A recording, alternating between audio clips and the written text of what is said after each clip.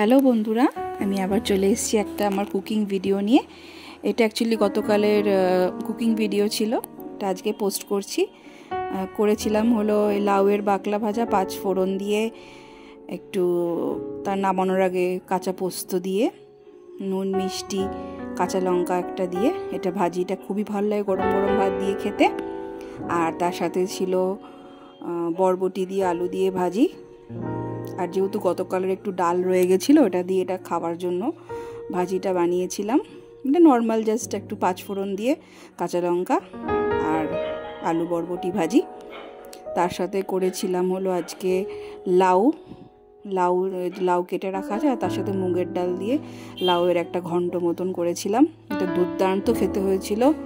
এই দেখো 5 ফোড়ন দিয়ে নিয়েছি, এটা শুকনো লঙ্কা ফোড়ন দিয়ে নিয়ে আগে থেকে একটু লাউটা আর ডালটা ভাপিয়ে রেখেছিলাম, ওটা ফোড়ন দিলাম। এবার এটাকে একটুখানি হলুদ গুঁড়ো দিয়ে নিতে হবে। আর বেশি কোনো মশলা তাতে পড়ে না, জাস্ট একটু হলুদ গুঁড়ো পড়ে, নুন মিষ্টি। এটা ভালো করে কষা মতন হয়ে গেলে নামানোর আগে একটু ধনেপাতা দিয়েছি, আর মিষ্টি একটু আর ঘি। তো দুর্দান্ত খেতে হয়েছিল। এটা দিয়েই মনে হয় পুরো ভাত খাওয়া হয়ে যাওয়ার মতন।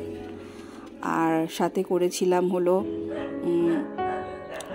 সব রকম সবজি দিয়ে কাতলা মাছের ঝোল, আর তার সাথে ছিল পমফ্রেট মাছ ভাজা।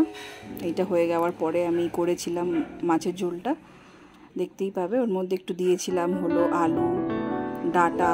এই যে দেখো, এটার মধ্যে কালো জিরে ফোড়ন দিয়ে আলু ডাঁটা ঢ্যাঁড়স একটু ভাজা ভাজা করে নিয়ে, ওর মধ্যে টমেটো, জিরের গুঁড়ো ধনের গুঁড়ো সব রকম যেটা আমরা রোজকার মশলা ব্যবহার করি সেটা দিয়ে নিয়ে একটা পাতলা ঝোলের মতন।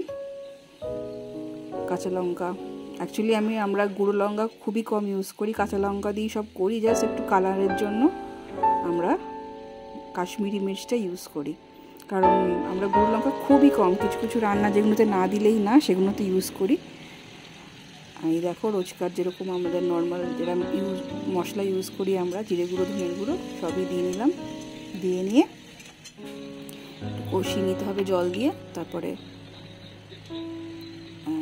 মাছটা দিয়ে দেবো, নামানোর আগে একটু ধনেপাতা দিয়ে। ব্যাস, এটাই ছিল আমাদের সিম্পল রান্না। কেমন লাগে আমার ভিডিও তোমরা অবশ্যই একটু কমেন্ট করে জানিও। আর ভালো লাগলে অবশ্যই আমার ভিডিও লাইক করো, আমার চ্যানেলটাকে ফলো করতে ভুলো না। তোমাদের একটু এই সাপোর্ট পেলে পরেই আমি আরও অনেক ভিডিও বানানোর জন্য উৎসাহ পাবো। Thank you.